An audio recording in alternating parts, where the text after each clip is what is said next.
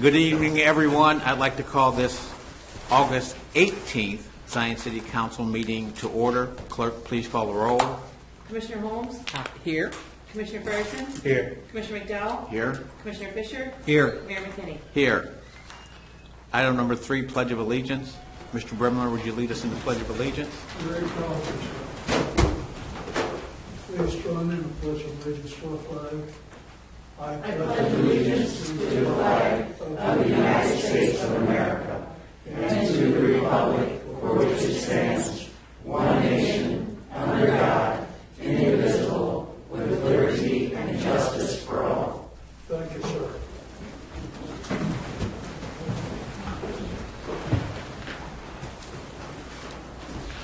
Item number 3.5 here, it's not on the agenda, but we usually have a prayer. We don't have anyone offering prayer tonight. So what I would like for us is to just to offer a moment of silence for everyone to have their thoughts. For me, when I think about prayers in our community, in our nation, I think about the eradication of hate and violence towards one another. Everything that's going on in our country right now impacts us all on so many levels. So in my prayers, as they've been since I was a young kid, ridding our country and our city of hate, prejudice, bigotry, racism has always been at the top of my list and will continue to be there until my time is called. So let's have a moment of silence for everything that's important to everyone, our first responders, our military, our politicians who are trying to help our cities at this time.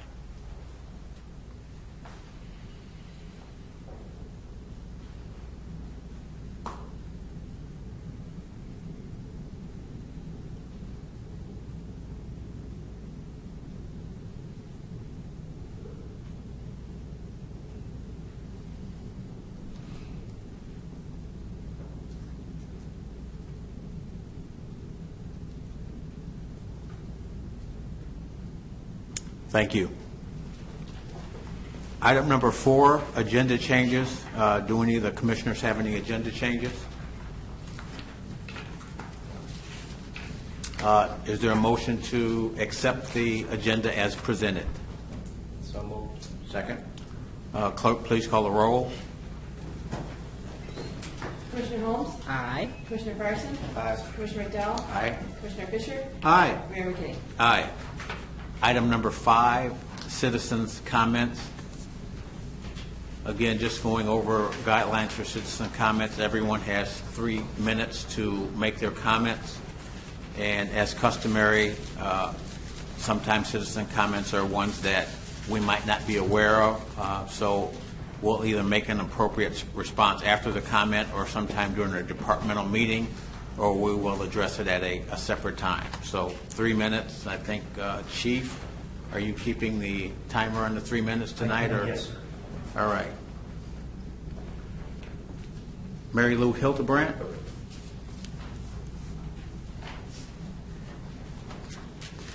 Mr. Mayor and City Council members, tonight I want to talk to you about my responsibility as a citizen of Zion.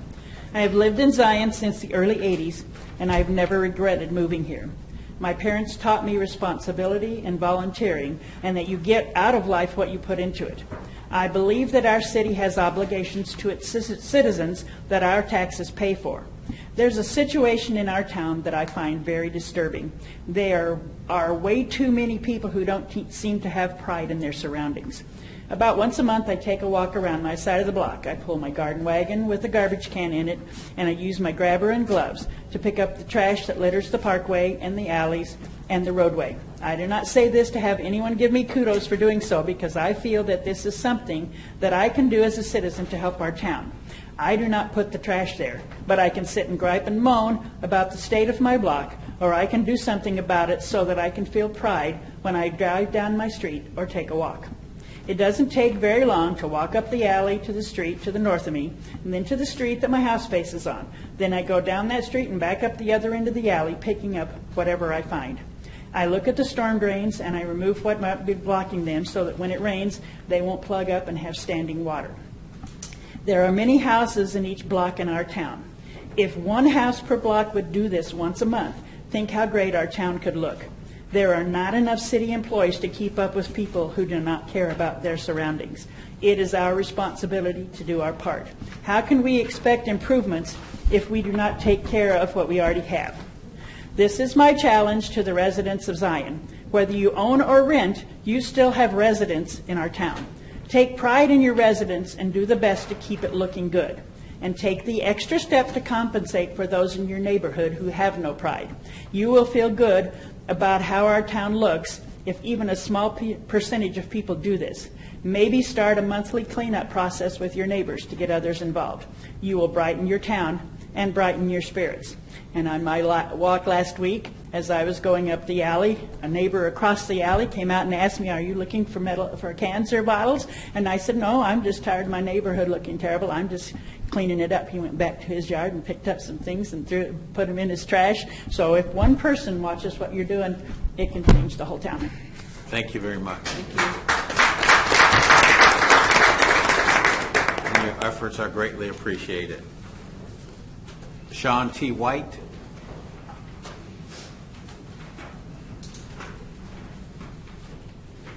Good evening, Mr. Mayor, City Council members. I stand before you upset as a citizen of Zion, Illinois. I had a building inspection on a property that me and my wife own, who will speak later, and I come to find out that I'm not in compliance of a property that we purchased with rooms in the basement. We bought this house with 2 rooms in the basement, and now I'm being told to get the water turned back on the property so we can sell it to people who will put on a land contract that are going to buy the house. I have to either tear out the 2 rooms or put an escape window. Well, we bought the house like that. We never had renters that had people down in the basement. And how I understand, if we're going to rent this house until we sell it to the owners that are going to buy it, we're going to have an inspection every year. So they're going to see if we're having people down in that basement if they have that inspection. But I'm just saying to spend $5,000 upward to rip out rooms that we purchased the house like that. And what the real big kicker for me is that we previously rented that place and had an inspection, and that was never brought up to us about life safety issue that those rooms had to be removed. So at one time we were approved to have renters in there with those rooms down there. Now I'm being told that I have to either invest $5,000 to $6,000 to put an egress window or rip all that stuff out. I really find that very disheartening when we had complied by the rules as far as when we got the first time renters in there and nobody said anything. Technically, when you go down there, there's nothing but rooms. So you're saying as an owner of a house in Zion, you can't have rooms in your basement.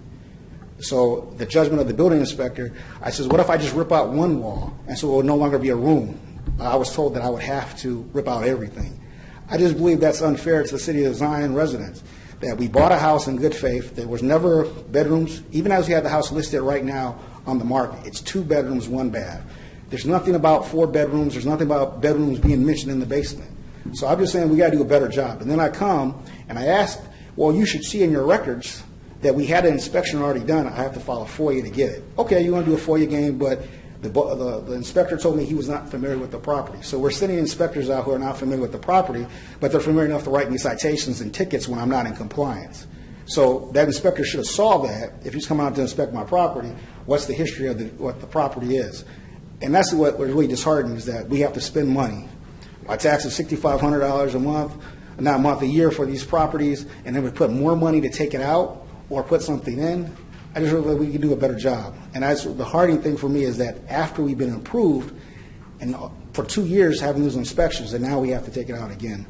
That just really bothers me. I think that's bad government. That's bad oversight. That we're going to now make more residents pay more money for rooms that were already in there. We bought this house from an older couple who didn't have kids, and he had craft room down there. There was nothing but craft rooms when we bought the place. That's all I have to say really about this whole situation. But I really find that we have to do something for us. Thank you, Mr. Mayor. Thank you.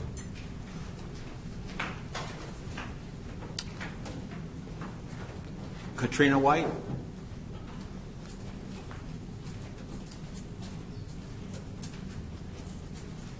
Good evening. Just to piggyback on my husband when he came home from the inspections, then he started telling me about all of these other taxes and fines that would be we would be charged. And I'm like, I have talked to several people at City Hall, and we've gone over everything in great detail. No one has said I had to do this. No one has. So I'm spinning my wheels, wasting time talking to people, but no one is telling me I need to do this. I'm sending checks here. Then you're telling me, well, I can't hold on to these checks, so I need to send them back to you. And I'm like, well, wait a minute. If you're telling me I owe you this and I'm sending you the money, but now you're telling me you want to send me money back, none of this is making sense. So now we have people that are willing to buy the house, and now you're telling me that I can't sell the house. I can't even rent the house.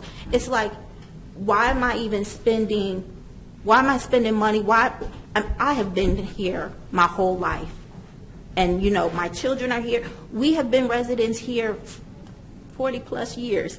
And so it's like people are constantly leaving Illinois. And now I'm like, I know why. I'm always defending staying here, but now I feel like, why stay? Why am I paying taxes when I'm going to be abused as a taxpayer? It makes no sense. It's not even fair. I mean, things have happened at our property, and the city said, oh, we'll replace it. It's never been replaced, but we'll replace. We spend our own money, we replace it, and we've never complained about it.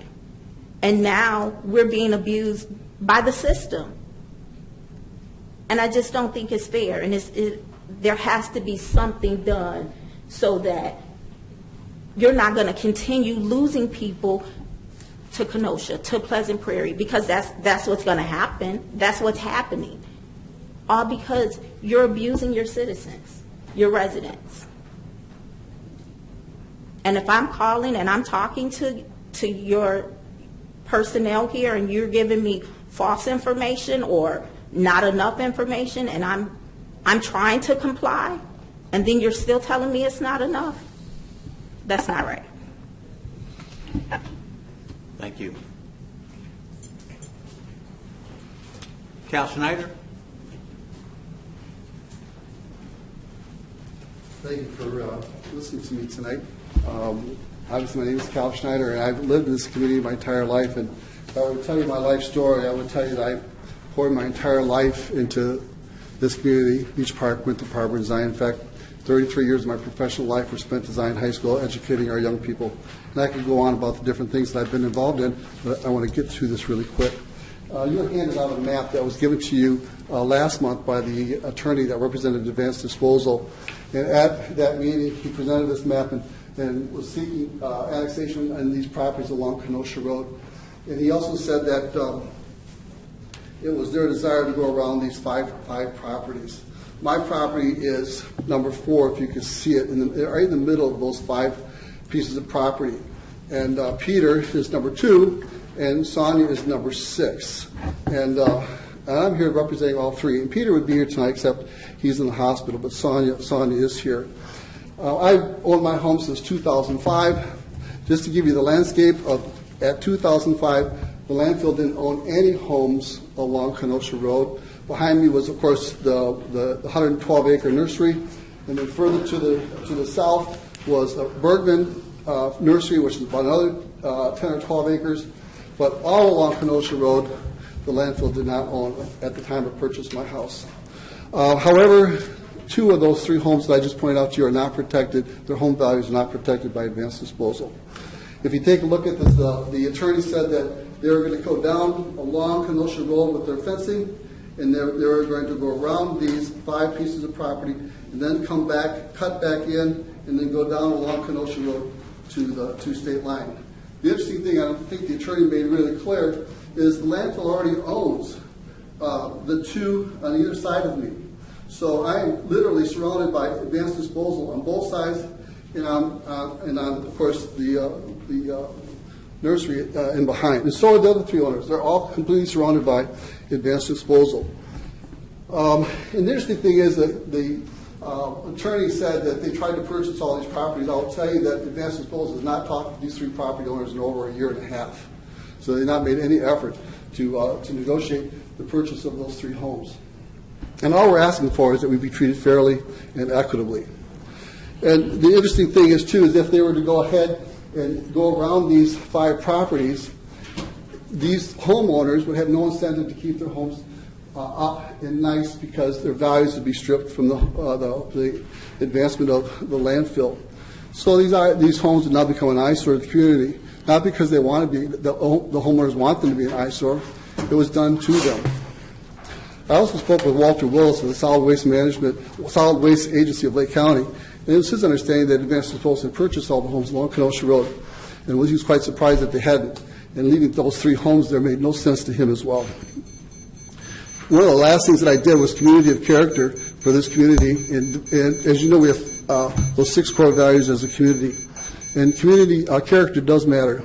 And taking advantage of these 3 homeowners and destroying their home values does not demonstrate aspire to the character that we would like as a community. We're not asking you to negotiate for us. That's not your role. But we are asking that you would send a clear message to Advanced Disposal that leaving 3 homes there makes no sense. And that's not the kind of expansion that we as a community would expect to have.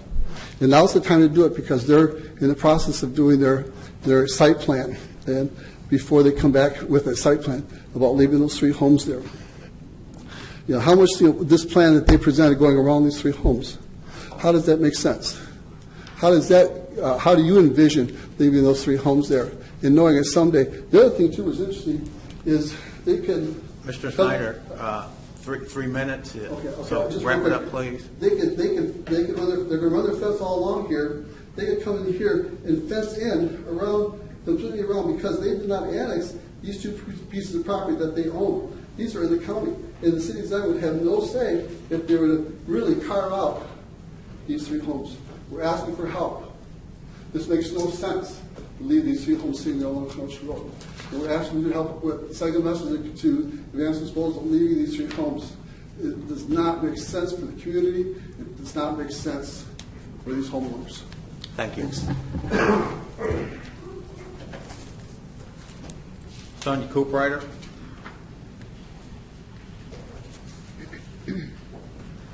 Hello, everyone. I wanted to start with first saying thank you to everyone. A couple of you we have not met, Jacqueline and Richard. Mike has given us a lot of his time, and so has Billy, and it's very appreciated. First, I wanted to say what Cal said. There's 3 homes left, and I'm not sure how that's not right. It's just not right that they want to leave us sitting there at a home that I've owned for 31 years and raised 5 kids at, and 4 have served our country, and now they want to come around me and build in between me. Every other property next to me is owned by the landfill, not to mention everything down Kenosha Road. When you talk to a landfill, we did speak to the landfill. They told us that this is a very isolated incident. They can't think of another landfill that has any residential property in their premise like that, maybe across the street, but not basically in their same property. Everyone benefits from this, and I'm happy the city of Zion benefits from it and other locations. I grew up in Zion. I went to Zion Benton, so I'm happy about that. The city of Zion, city of Winthrop Harbor, the landfill, the nurseries, the schools, the golf courses are part of the landfill. That was a gift from the landfill. And so everyone, all the prior homes that have been purchased have all been benefited from it. The only ones that are not going to have benefit from this is us. They're telling me I need to leave my house there. We have no say-so. The only way we're going to get to them is if somebody steps up and says, this isn't right, because it's just not right. And you look at it, and there's so many things that go along with it. You have smells, debris, methane gas, leakage, runoff from the wells, lung issues, rodents, abandoned homes. Both of the homes next to Cal's house and my house are both abandoned. You have hydrogen sulfide, you have insects, flies, disease, toxic substance. It says they recommend, and you can look it up, what distance should you be living away from a landfill? It's 5 kilometers, which equates to about 16,000 feet. My property is 200 feet away from it.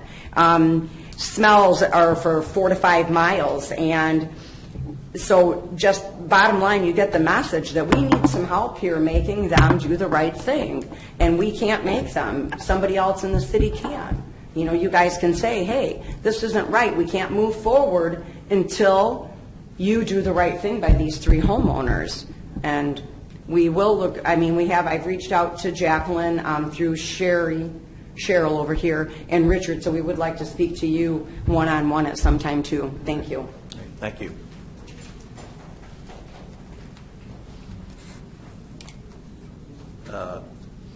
Dan Showman, but I think Dan is going to answer questions about something further on in the agenda.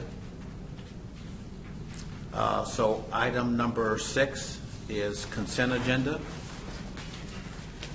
Approval of minutes of a regular meeting held on August 4th, 2020 at 7 p.m.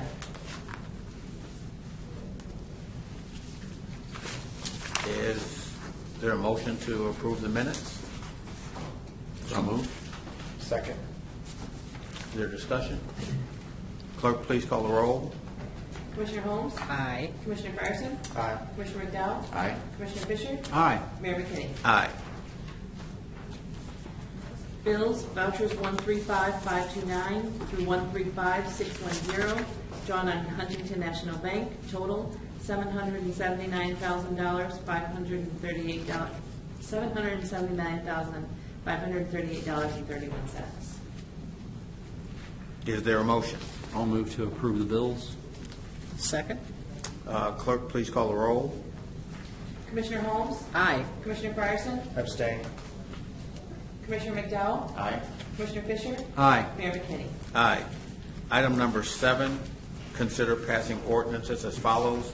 Item 7A, amending ordinance number 20029 by correcting a scrivener's error contained therein for the City of Zion, County of Lake, State of Illinois, per Administrator Nabel. Thank you, Mayor and Commissioners. 7A, B, and C all are interrelated, and they relate to the TIF district that we just approved along 173 in Green Bay. That was submitted to the county, they look at the legal description and make sure everything matches up. What we had in all of those ordinances, the map was correct, however, the legal included a little bit of property in Wadsworth on the west side of the legal description, which we can't TIF Wadsworth, obviously. So they let us know we need to just get that cleaned up. This has the revised legal descriptions to carve those pieces out, and we just need to approve the amendment to those original 3 ordinances to get the legal corrected so we can get it certified and recorded with the county. So I would recommend approval of all of these when we go through them. All right. I'll make the motion to amend the ordinance. Clerk, please call the roll. Commissioner Holmes? Aye. Commissioner Fryerson? Aye. Commissioner McDowell? Aye. Commissioner Fisher? Aye. Mayor McKinney? Aye.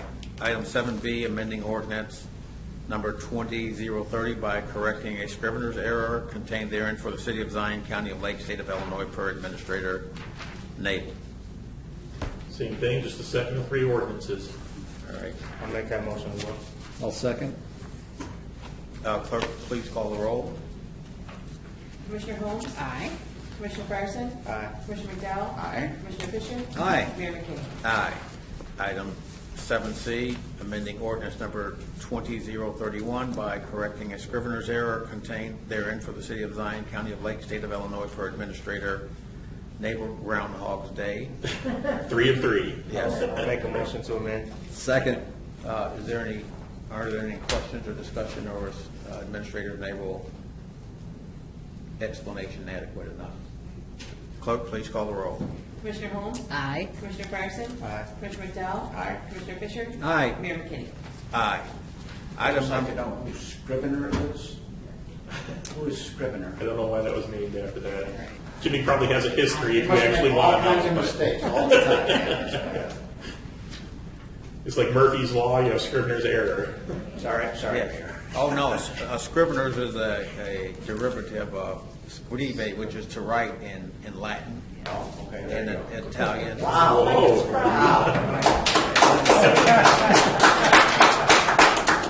Io parlo abbastanza bene italiano e ne sto apprendendo español. There you go. And that's it. Je parle un peu français. Anyway, Mr. Scrivener.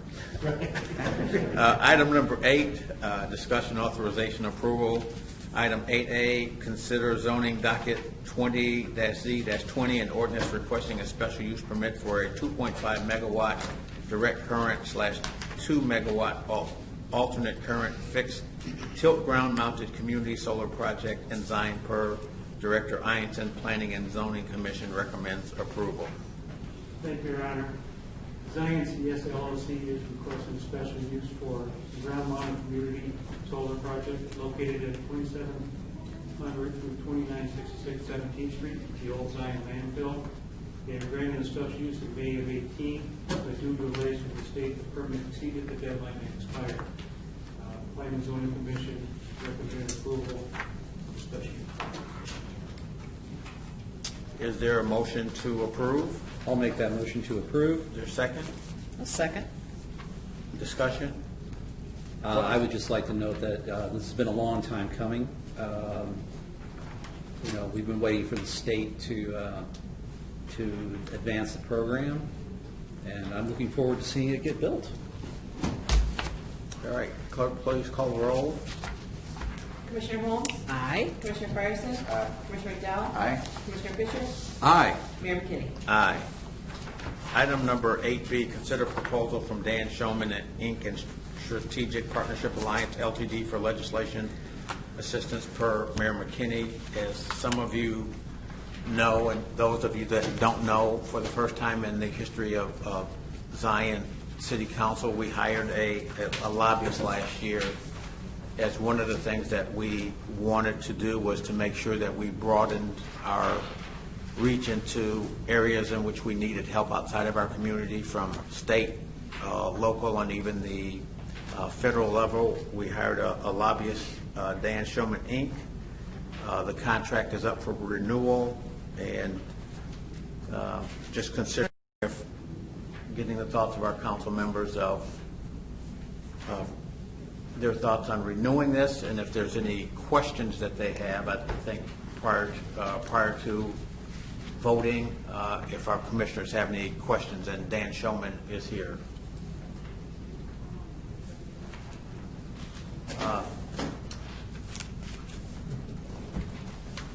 Dan, would you like to say a few words before we...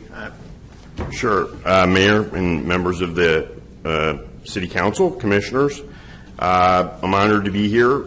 We worked a lot with city officials over the last year to obtain $914,000 in direct funding to Zion for the fiscal year 2021 budget.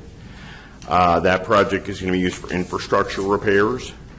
There are a bunch of more opportunities coming up over the next year for a lot of funding opportunities across the city and coming from state government, because there is still a capital bill and there will be more bonds sold over the next year. So I look forward to, the city staff has been great to work with, Dave Knabel, Sonalito, Jimmy Vaselli, and we look forward to continuing to work with you guys over the next year. Are there any questions for Mr. Showman? Mr. Showman, okay, so looking towards, because we're looking at renewal, so what are the key events coming up in the next year where we're going to be able to get access or opportunities for funding? So we have a number of projects going on economic development wise. I helped out with the press release that was drafted on July 31st that was in the Chicago Tribune and the Patch newspaper that is about those economic development projects, so finding additional funding from the state, from the capital bill for those projects. Also environmental protection funding. There are a whole bunch of capital projects available for that funding. So there's a variety of things that we're looking forward to working on. And is that tied to the legislative calendar? In what way? Well, it's all state government. So the legislative calendar is usually, they meet year-round, but these are all state government issues. The legislature meets again on November 17th. Okay. Any additional questions? I believe one of the last times you were here before the council, we had talked about regular updates. I don't believe I've received those. So going forward, and we're looking at some of the events coming up, can you speak to, I guess, maybe in a bit more detail about some of the other specific events that are coming up for chances for funding? Sure. we've been issuing regular reports to the city about accomplishments. The next events coming up would be the veto session in November. But in the interim, there is a bunch of grants that are going to be available. I've been working also on coronavirus funding, making sure that the city gets its adequate funding in terms of not only FEMA, but the CARES Act money coming from Lake County.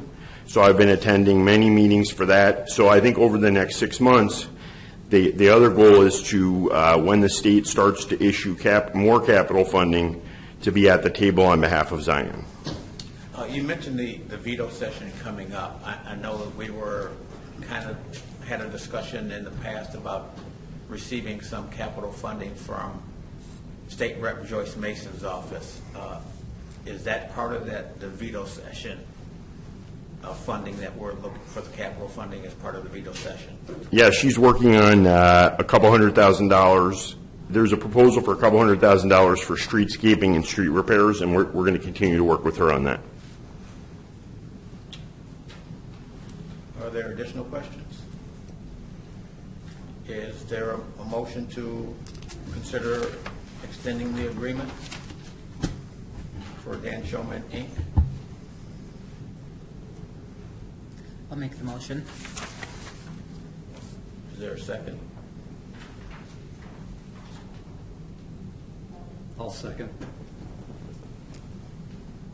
Is there further discussion? Or clerk, call the roll. Please call the roll. Commissioner Holmes? Aye. Commissioner Fryerson? Abstain. Commissioner McDowell? Aye. Commissioner Fisher? Aye. Mayor McKinney? Aye. Item number 8C, thank you, Mr. Showman. Item number 8C, consider filling one police sergeant vacancy and requesting the name of the next qualified candidate from Board of Fire and Police Commissioners eligibility list per Chief Henderson. Honorable Mayor, Commissioners, tonight I come before you to request promotion of one sergeant necessitated by the retirement of Sergeant Alan Lothar, May 4th of this year. The sergeant's eligibility list at that time had expired, and so working with the Board of Fire and Police Commissioners, we've been completing that. That has now been completed, certified, and is now eligible to be promoted off of. I'm requesting the City Council authorize that. The promotion would take effect on Monday, September 14th, which is the beginning of the pay period. The reason for the slight delay is that we're still waiting for another officer to complete training so that we have all the pieces in the right place. Is there a motion? I'll make that motion. Is there a second? Second. Is there any discussion? Chief, can you speak to what that's done staffing-wise, being down a sergeant for the last several months? It does require us to occasionally fill with overtime because of that. We normally have 2 sergeants per shift with the exception of the midnight shift, which has 3 due to their slightly different schedule. And then when we have 2 sergeants per shift, that gives them at least 2 days a week where there's just 1 sergeant working at a time. So anytime somebody calls in sick or anytime somebody takes vacation, it necessitates a fill if we don't have enough sergeants to fill those roles. Thank you. Any additional questions? Clerk, please call the roll. Commissioner Holmes? Aye. Commissioner Fryerson? Aye. Commissioner McDowell? Aye. Commissioner Fisher? Aye. Mayor McKinney? Aye. Item number 8D, consider waiving fees for community signage project per Administrator Nabel. Thank you, Mayor and Commissioners. We talked a lot about this project in prior council meetings. We're going to hit the reset button and rewind a bit here now. The main issue was the size of the signs exceeding the 16 square feet allowed per code on private property. What's happened, what we did is we waived the $605 application fee for a variance request.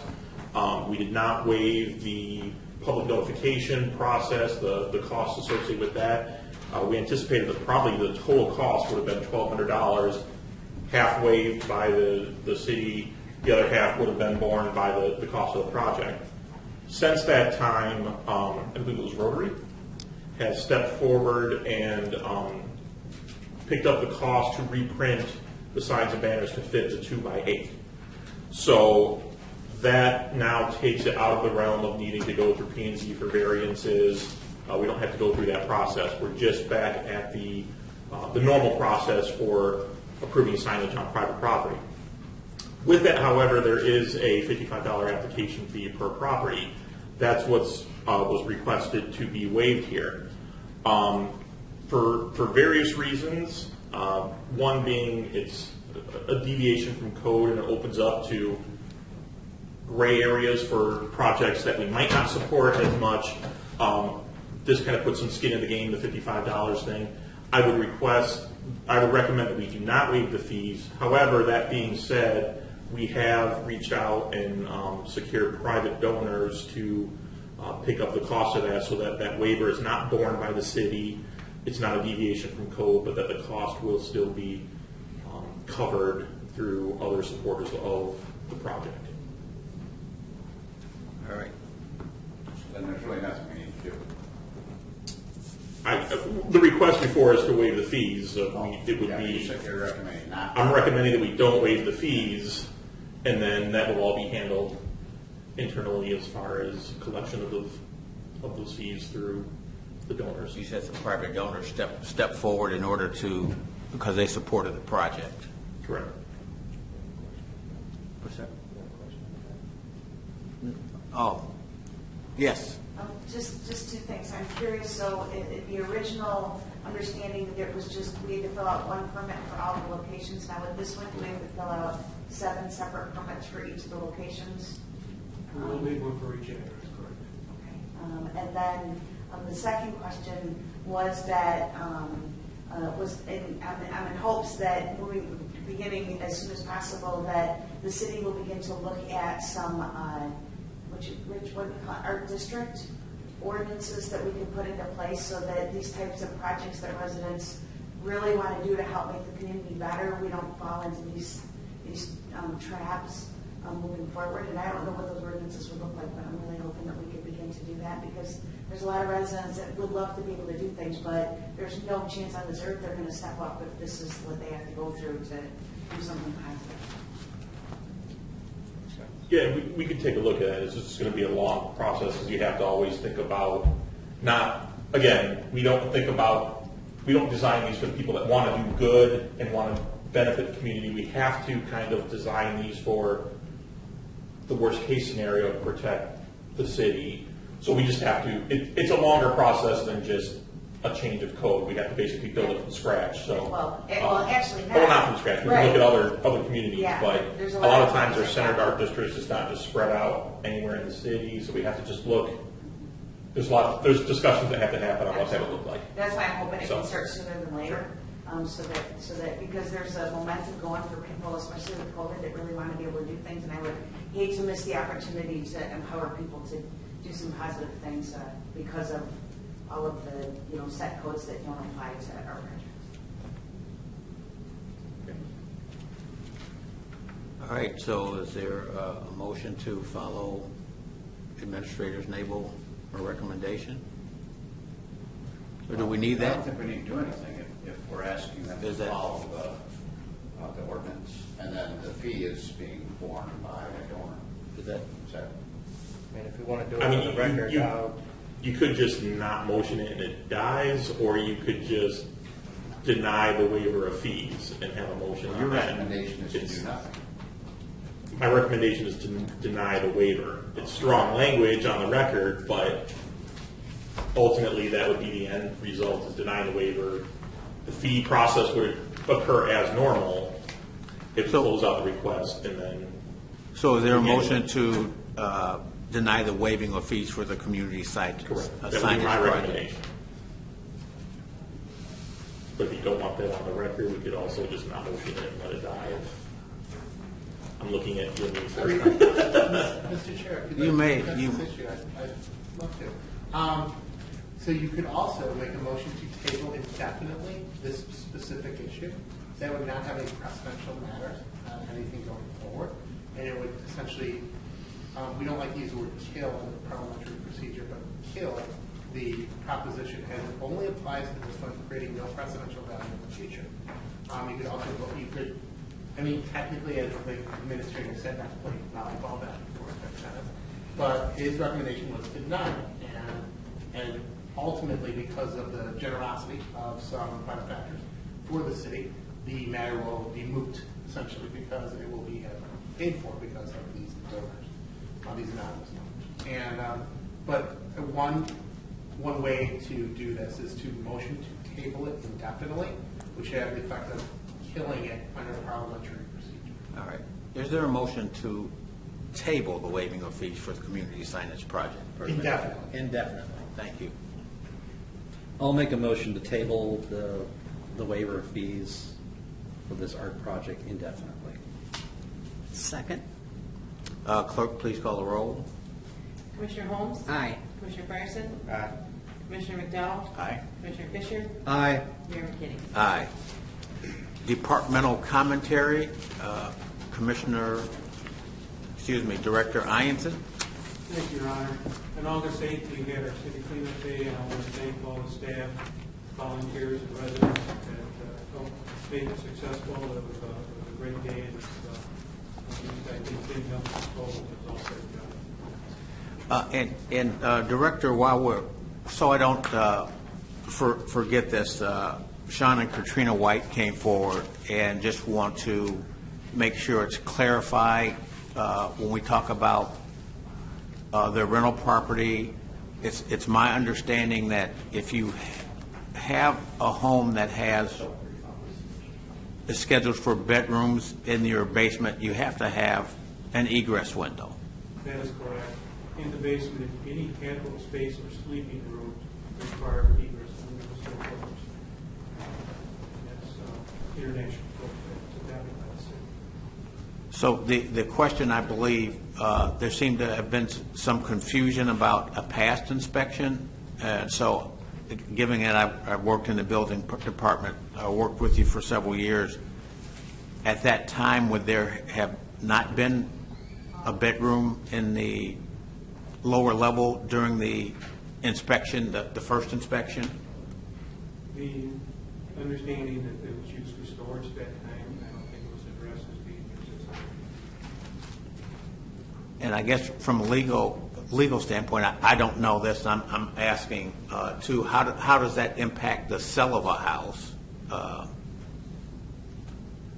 If Mr. Chair, if you want me to. yes, I would. Yes, please educate me. No, I obviously don't know the specifics of this matter. I would happy to talk to the director and, if necessary, the White family to get more details on it. But if the property, and director, correct me if I'm wrong, but if the property is being used for storage in the basement or non-habitable space, then the imposition of the requirement of the door or egress window is not necessary. But it seems as though during the last inspection, it was being used for storage.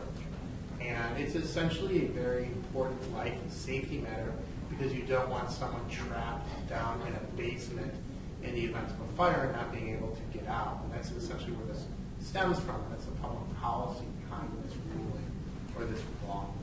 I can look into the issue more, Mr. Chair, if you'd like me to, just do a little bit of background, factual research. But not having, I apologize for my ignorance, not having any background on the specific facts of this, other than to say that it is required and it's due to a safety because of fire, electrical fire, or whatnot in the area. It is an important rule that we adhere to.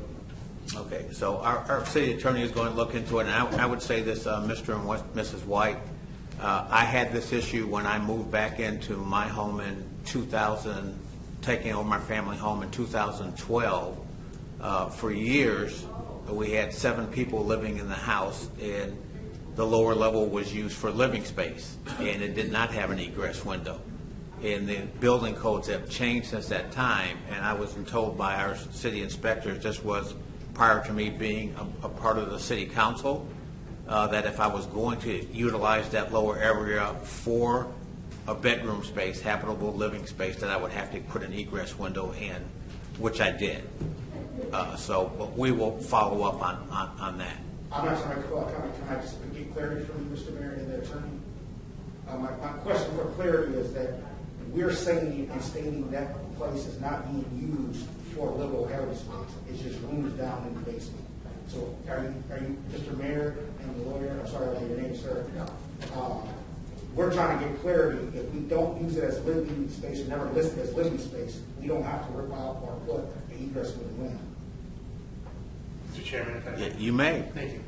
This is City Attorney James. I'm sorry, sir. No, it's okay. Don't you need to apologize. I am going to look at the facts of the situation, and I'll get in touch with you later this week, if that's okay with the mayor and the director. Without having any background information, and this sounds like a lawyerly answer, but without having any background on the situation, all I can do is advise upon what the law says. I don't know anything about your situation, sir, other than what was said to me, or what was said to the whole council at approximately 7:10 a.m. or p.m. this evening. So if you please just let me look at the situation, meet with the director, and we'll get in touch with you before the end of the week. I'll be able to give a better answer than I can off the And I appreciate that, sir. And the law in your state, can I find that law myself? So I'm from the state of Louis, so I want to show you my own state and see it myself. It is International Building Code. And I try to get that, and it's hard to get online. It's very hard to get online, but I'm sure between me and the director, we can send you over something. Right. Section 310 of the International. We're trying to go online and try to download it. I can get you a copy. Yeah, because that's what they're offered there at the time of inspection. So I can see that. Thank you. Okay, and Commissioner Frierson has a follow-up question for Director Ianson. So I'm just curious, I've owned properties in other locales. So what do you use as an assessment to determine if it's being used as habitable space? Like, is it furniture or like closets, or what's the criteria? What triggered this inspection in the first place was vacant home 6 months, 180 days. Right. And that triggers an inspection where it has to be relevant to current local, state, and international law that we have adopted. Habitable space is determined by finished walls, ceilings, closets, doors, and these indicated to be bedrooms because they have closets, doors leading to the rooms. So be my definition. Thank you. Okay.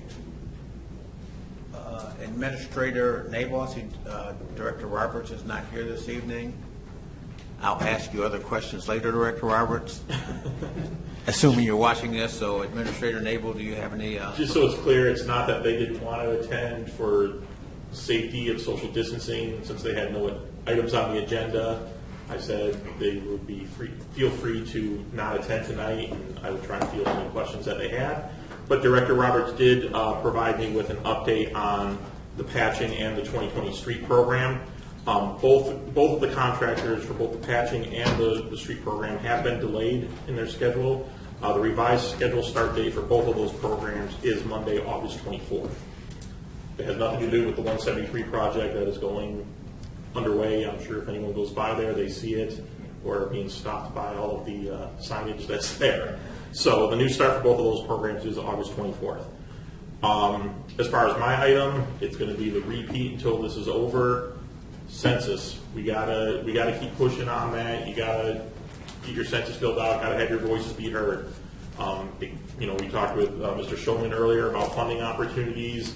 A lot of our funding is tied to those census numbers as far as per capita income taxes, motor fuel taxes,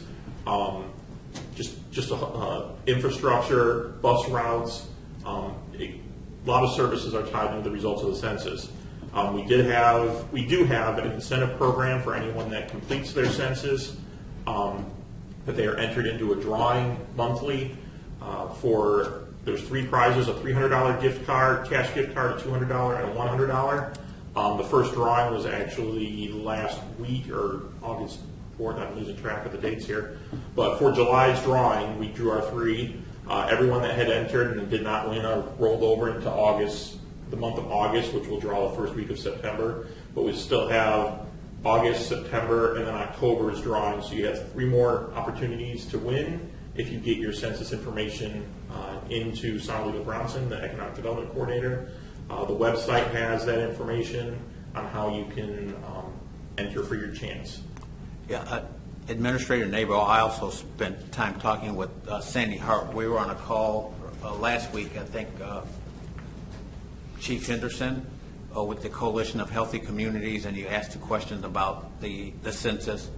And I've spoken with the Lake County Chair, Sandy Hart, about making sure that we get additional census workers here because we weren't satisfied with the level of response that we were getting. And there was something she was going to address because she was having a meeting later that evening with the people involved with the census. So that is very important for us. There's $675 billion available to municipalities, and the money that's given out is driven by the data that the federal government receives from each city. So it can help our town quite a bit. Thank you, Administrator Nabo. And also with the Streets Department, I just want to mention that as I go around each day, I see our Public Works people out. They've been out repairing catch basins, the drains. They've been also taking down trees that are in the parkway that are considered unsafe now. So we've got eight people working between Public Works crew In the street department. and the I street think we have department. 6 actually on shift. And so people that are out. if they're either patching, they're either cleaning out catch basins, or they are taking down the trees, the unsafe trees in the parkway. And I usually get several calls a week about issues within the different neighborhoods, and have to educate our residents about the small size of our Public Works and street crew, but they are out working every day, and I think they've been working on this patching program and the catch basin program for the last 6 weeks, and they'll continue to do that. I think they clean out about 30 repair about 30 catch basins every week or so. So they do about 5. They do about 5 a week. So in 6 weeks they do about 30. And since the start of the year, they've done the spring season. They've probably done 75 catch basins. So they're hard at work with very limited staff. Chief Henderson. Thank you, Mayor. As you're aware, we talked earlier today. This morning, our officers began to take some burglary to auto reports. They turned out to be 22 of those, where we had vehicles unlawfully entered. Not all of them had stuff taken, but all the vehicles were unlocked. And these burglaries took place between 21st Street and 29th on the east side of town, east of Sheridan, Medina, Elizabeth, and Elam. We got some security video. They were able to narrow down the time frame to between 1:30 a.m. and 3:30 a.m. Hard to tell because the two offenders were wearing hoodies, home clothes, gloves, masks, the hoodies pulled tight, but one of the individuals appears to be a male white. They were also seen on video trying locked vehicles. If they ran into a locked vehicle, they moved on. So I would just encourage all our residents to get your valuables out of your vehicle. Don't leave anything where somebody can see, even loose change. Make sure you take your car keys, your home keys inside, lock your vehicle. And just as a general rule, when it comes to safety, the thieves, the criminals are looking for easy marks. Whether you're coming out of the store, don't have your head down, lock your doors of your home, those kind of things. Be vigilant, and a lot of these sad events may not happen to you. So. Thank you, Chief. More crimes of opportunity than anything else. So Absolutely. Even if you're, like you say, you're running into your home or you're running into Walgreens for a couple of minutes, it's critical that you just take that quick moment to lock your car doors. Item number 10 is announcements. September 1st at 7 p.m. Zion City Council meeting. The September 7th, city offices are closed for the holiday. And September 18th at 6 p.m. we have Zion Township Board meeting, and September 18th at 7 p.m. Zion City Council meeting. That's actually September 15th. September 15th. Thank you. September 15th, there's a Zion Township Board meeting, and at 7 p.m. the Zion City Council meeting. So it's not my eyes playing a trick on me. It's all right. Again, thank everyone for coming. Thanks for your comments. We will address the comments that we received from Mr. White, Mr. Snyder, Ms. Coopwriter. Thank you for coming tonight. And item number 10 or 11, I guess, is there a motion to adjourn? So moved. Second? Second. Clerk, please call the roll. Commissioner Holmes? Aye. Commissioner Fryerson? Aye. Commissioner McDowell? Aye. Commissioner Fisher? Aye. Mayor McKinney? Aye. Thank you, and everyone have a safe drive home. I saw you there. It was like in my mind, I was like, all